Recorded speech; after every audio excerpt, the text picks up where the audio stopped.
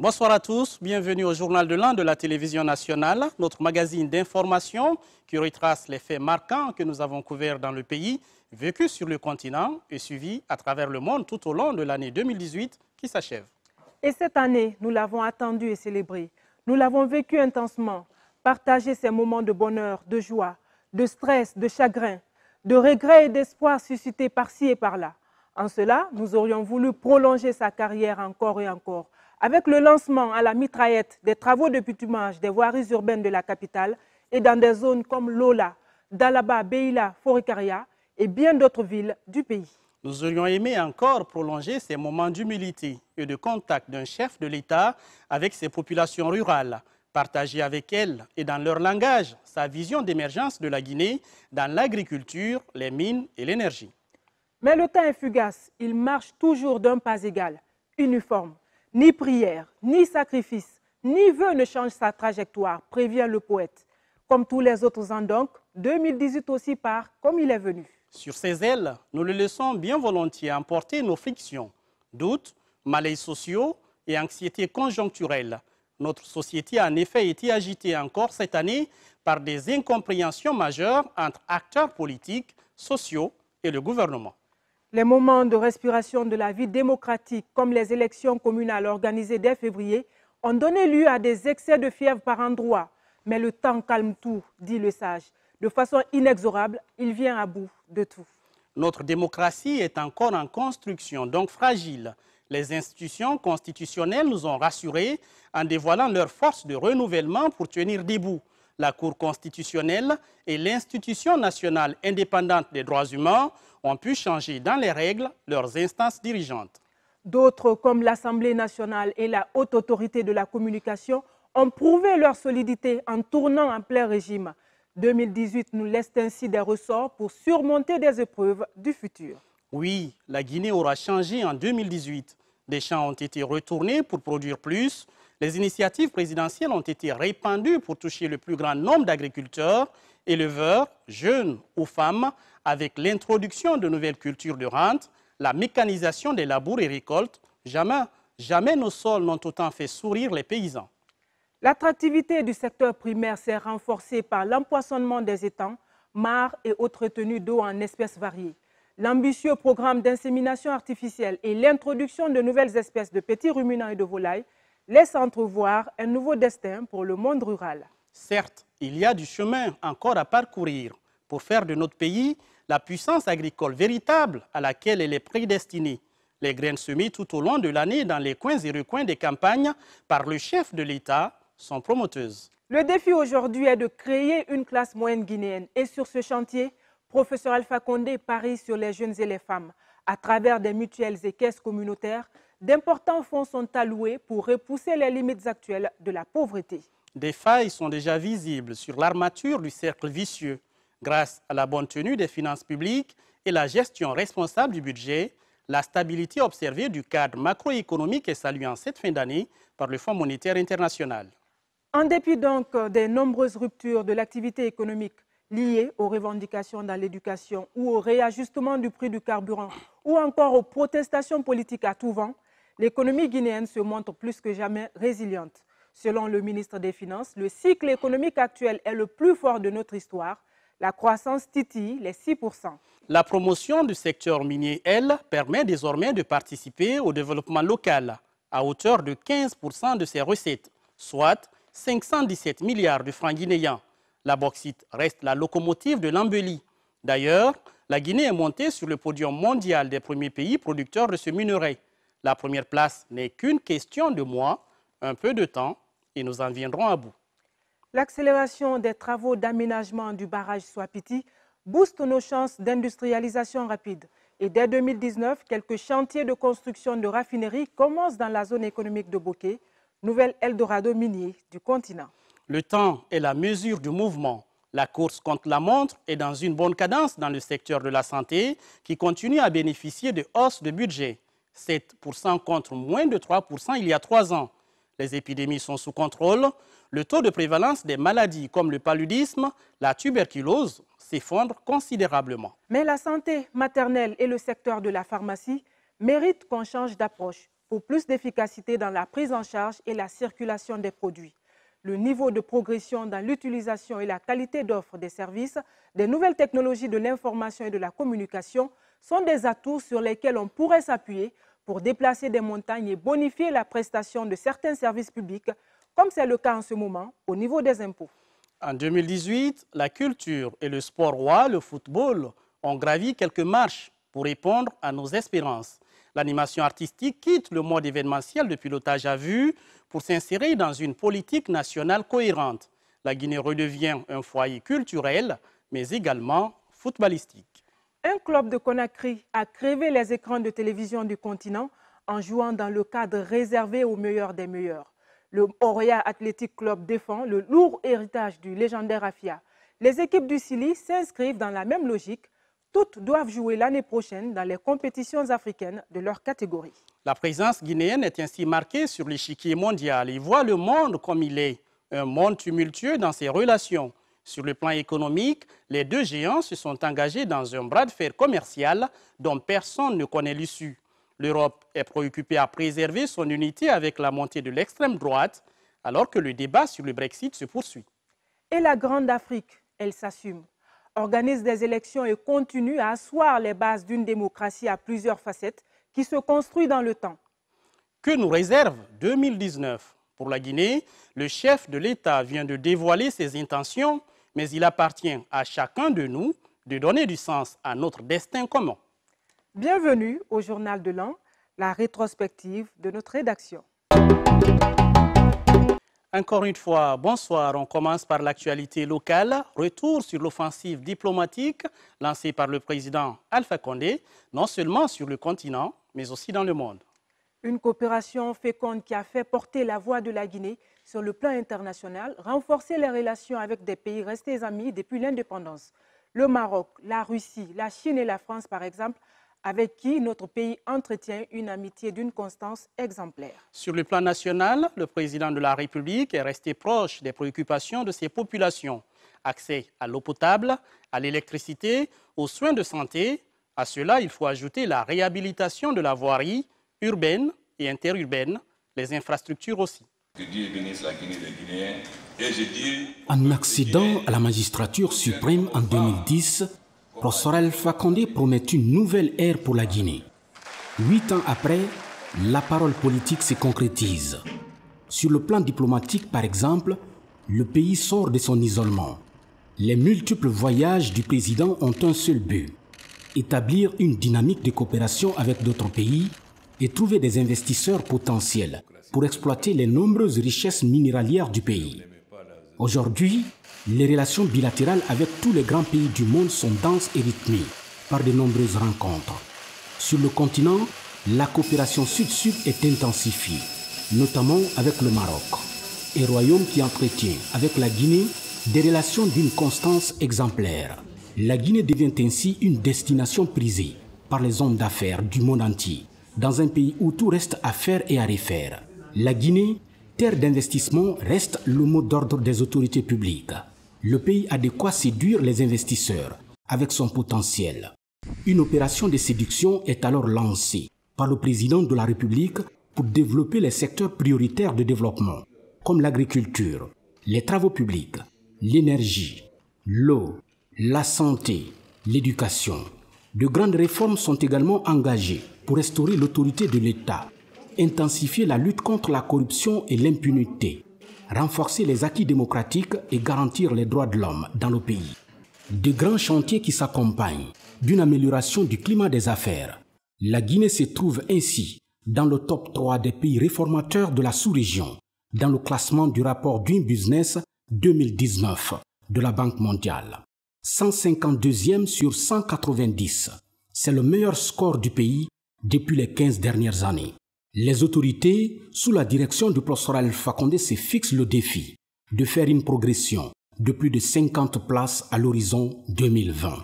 Le retour de la Guinée, comme annoncé par le président Alpha Condé, se concrétise alors C'est le résultat d'une offensive des charmes. En Afrique et dans le monde, Prosper Alpha Condé vend les atouts d'un pays en construction et soigne ses relations avec toutes les instances de prise de décisions internationales, comme l'Organisation des Nations Unies, l'Union africaine, l'Union européenne, l'Organisation de la coopération islamique, la CEDEAO ou encore l'Organisation pour la mise en valeur du fleuve Sénégal. Désormais, on voit le tricolore guinéen flotter partout, chose qu'on ne voyait plus et que l'on n'entendait plus avant l'arrivée aux affaires du Prosper Alpha Condé.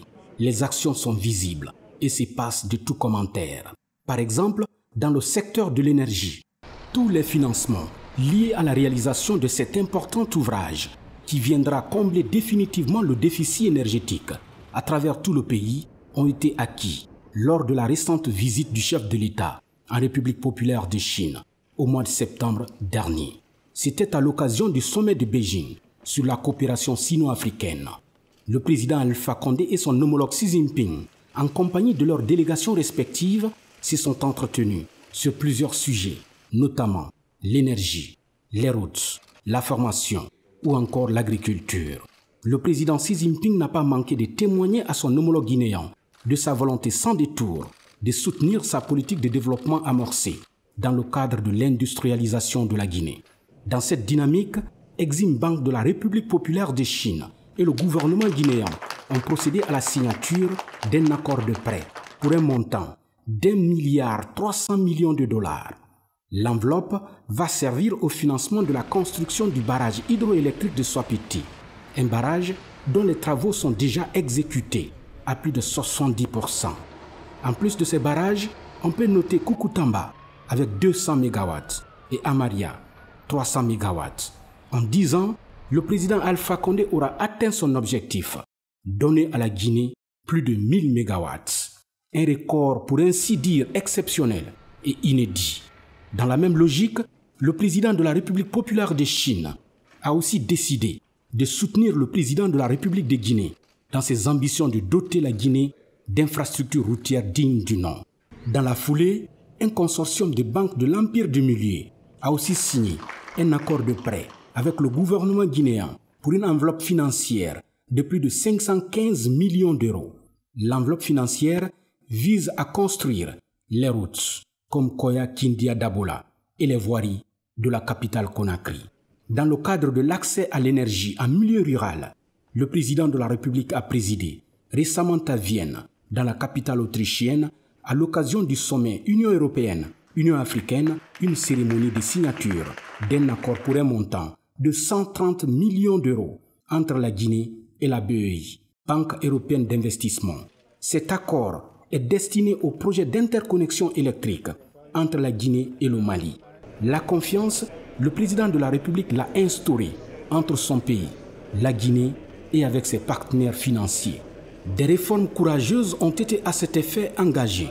Entre 2010 et 2017, la Guinée a connu une croissance moyenne de 1,9% à 9,9%. L'inflation est passée de 20,8% à 9,6%. La dette publique également est passée de 67,7% à 16,9% du produit intérieur brut. Le déficit public, qui s'élevait à moins 14,4% en 2010, est ramené à moins 3,7%. Un cocktail important de réformes qui a permis à la Guinée de se redresser économiquement et de se poser en partenaire fiable et crédible aux yeux des institutions de Bretton Woods, Banque mondiale et Fonds monétaire international. Ce progrès fulgurant de la Guinée en un temps record est une volonté résolument affichée par le président Alpha Condé, à travers surtout son leadership soutenu sans cesse par toutes ces personnalités du monde. Des personnalités qui, jour après jour, encouragent aussi d'autres investisseurs évoluant dans tous les domaines à jouer fortement leur partition dans le développement socio-économique de la Guinée. Partout à travers les 4 coins du monde, ils sont des centaines à rencontrer le chef de l'État pour échanger avec lui sur les possibilités d'investissement en Guinée. Ces nombreuses réalisations à travers tout le pays sont une parfaite illustration de l'engagement de ces hommes d'affaires à appuyer avec diligence les projets de développement du président de la République. Un balai diplomatique du professeur président Alpha Condé réussi avec un leadership dynamique et une vision éclairée qui permet désormais à la Guinée de faire entendre sa voix à travers le monde entier.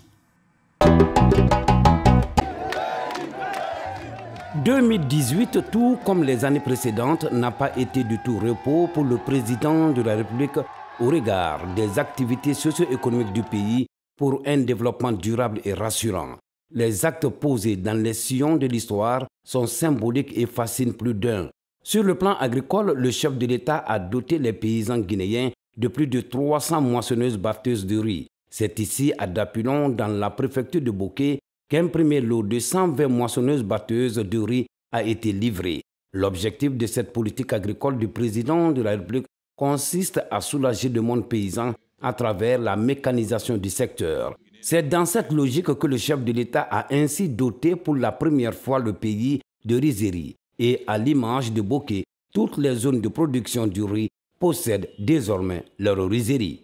L'organisation d'une journée nationale du paysan à Zérekoré, initiée par le président de la République, le professeur Alpha Condé, a donné une touche particulière à 2018.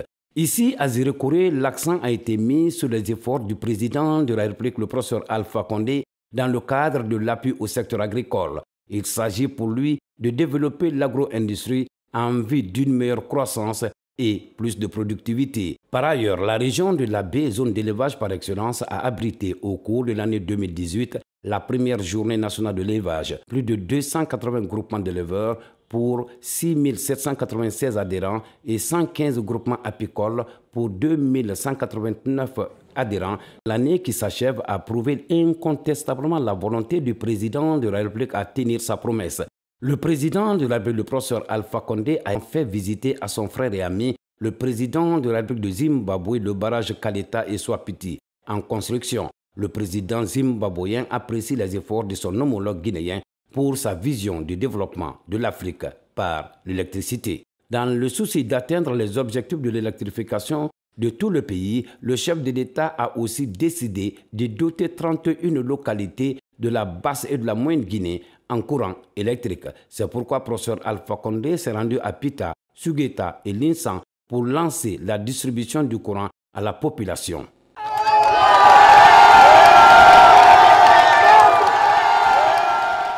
L'année 2018 a été une occasion pour le président de la République d'être plus près des populations à travers des inaugurations ou des poses de première pierre d'infrastructures d'intérêt national. Entre autres, plusieurs centres de traitement des maladies à potentiel épidémique, la direction des laboratoires et du centre de formation continue en biologie, des écoles, des arts et métiers, des centres d'autonomisation des filles et femmes, ainsi que les centres informatiques. Aussi, des visites de chantier étaient au programme du président de la République cette année, parmi lesquelles l'université Gamal Abdel Nasser, l'université de l'Abbé ou encore l'hôpital de Donka et plusieurs unités industrielles. Dans le pays profond, le président de la République, le professeur Alpha Condé, s'est rendu dans les 4 régions naturelles du pays. Le professeur Alpha Condé a procédé à l'inauguration de plusieurs infrastructures administratives, socio-économiques et éducatives. Parmi ces infrastructures, et pour la première fois en Guinée, des écoles des arts et métiers, avec à la clé l'inauguration à l'Abbé d'un tout nouveau centre d'autonomisation de la promotion des femmes et des filles et d'un centre informatique équipé. Durant cette année 2018, le président de la République s'est rendu dans les zones minières, soit pour inaugurer des infrastructures, soit pour lancer les phases de production de la bauxite ou encore la reprise des travaux, comme ici à Fria. Partout où il s'est rendu cette année, le président de la République a insisté sur le respect du contenu local. L'objectif est de permettre aux populations des zones d'exploitation de mieux profiter de la présence des sociétés minières. Dans le cadre du respect de ces engagements, le chef de l'État a initié en cette fin d'année un vaste programme devant toucher plusieurs domaines du développement. Une semaine après le lancement de ce programme, le professeur Alpha Condé s'est rendu à l'intérieur du pays pour le lancement des travaux de bitumage des routes. Il s'agit de la nationale numéro 1 d'Abola-Sissela et Sissela-Kouroussa pour 151 km, Kankan-Sana 32 km sur le tronçon Kankan-Kérouané. Sur la nationale numéro 2, bientôt la fin du calvaire des usagers avec le bitumage des 18 km restants de la route Kissidougou-Kekedou et les 35 km séparant Kekedou de Kondembadou. Dans le même axe, le président de la République a lancé les travaux de bitumage de la voirie urbaine de Sigiri, Lola, Beila, Labé, Pita et Dabola. Les 83 km de route entre Kankam Mandjana jusqu'au fleuve Sankarani seront bitumés. En plus de ces infrastructures, plusieurs ouvrages sont prévus. Il s'agit des ponts Sanfina, Nerekoro et Kondjaran pour 83 mètres linéaires. Le pont sur le Milo à Kirouane, le Kwasi dans la préfecture de Télémédé. Le président de la République, le professeur Alpha Condé, a aussi procédé au lancement des travaux de reconstruction de la route nationale numéro 4, Koya, Fourekaria, frontière Sierra Leone. Cette route longue de 75 km est conjointement financée par la Banque africaine de développement et le budget national à plus de 70 milliards de francs guinéens. La reconstruction de cette route, qui est la corniche de l'Afrique de l'Ouest, va non seulement faciliter la mobilité des populations de ces localités et de leurs biens, mais aussi développer le trafic entre la Guinée et la Sierra Leone. Malgré ces importantes ressources, l'économie guinéenne est restée très fragile durant des décennies et surtout dépendante de la bauxite et de l'agriculture. Mais depuis 2016, le gouvernement travaille sur la question et s'est engagé à transformer de façon structurelle cette économie pour une croissance forte, durable, résiliente et inclusive. Selon des macroéconomistes, l'économie est aujourd'hui robuste, portée par 3 secteurs, les mines, l'agriculture et l'énergie. L'ambition du gouvernement Kassori Fofana est d'atteindre un taux à 2 chiffres. Et en 2018, un dispositif institutionnel a été mis en place pour accélérer la mise en œuvre du Plan national de développement économique et social, PN2S. Véritable boussole de la transformation du pays, le Plan national de développement économique et social vise la réduction de la pauvreté. Il donne aux partenaires un cadre unique d'intervention. La Banque mondiale et la Banque africaine de développement ont concrétisé leurs engagements pris à Paris il y a un an. L'institution du Bretton Woods a ainsi mis à disposition une enveloppe de 1,5 milliard de dollars pour la période 2018-2023. La Banque africaine de développement, elle, a alloué à la Guinée une enveloppe supplémentaire de 371 millions de dollars pour la période 2018-2022. Ces financements et bien d'autres en cours stimulent la croissance en la rendant forte, durable et résiliente. L'exécution du PN2ES en 2018 est marquée par le déroulement de vastes programmes d'aménagement, notamment la construction des routes nationales Koya-Kindia-Dabola et Dabola-Kouroussa-Kondébadou avec un financement de 300 millions de dollars de la Banque islamique de développement. Le renouvellement de l'asphalte de quelques voiries de Conakry et à l'intérieur du pays. L'agrandissement et le bitumage de l'axe Koya-Farmoria s'inscrivent dans ce sens. La construction des infrastructures socio-éducatives, la réalisation des projets de développement rural s'ajoutent au pointage du PN2ES. Nous avons aujourd'hui un taux d'exécution qui est passé pour la Banque mondiale. On est autour de 45% si on exclut les projets multilatéraux, parce que c'est des projets qui sont complexes, les projets régionaux, et dont l'exécution prend un peu de temps. Si vous prenez la BID, on est passé de 3% à 15% en l'espace de 3 ans. La mise en œuvre du PN2ES commence à toucher tous les secteurs d'activité sociale et économique pour favoriser l'inclusion. De nouveaux décaissements sont attendus l'année prochaine. Malgré un premier semestre perturbé par les revendications sociales, salariales et politiques, les perspectives économiques demeurent favorables en Guinée.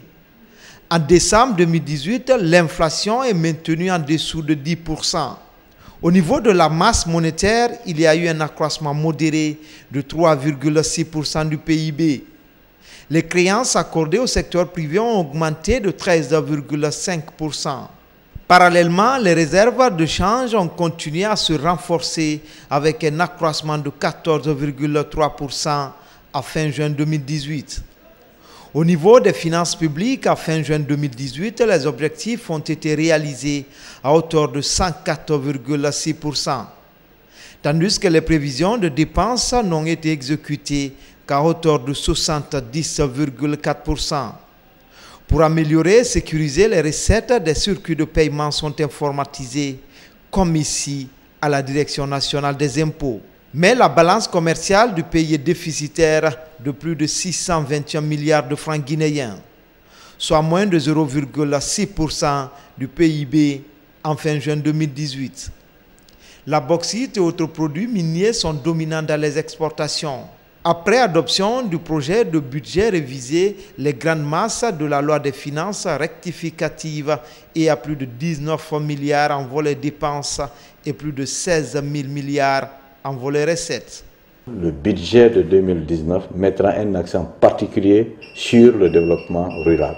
Les performances économiques continuent d'être solides et favorables.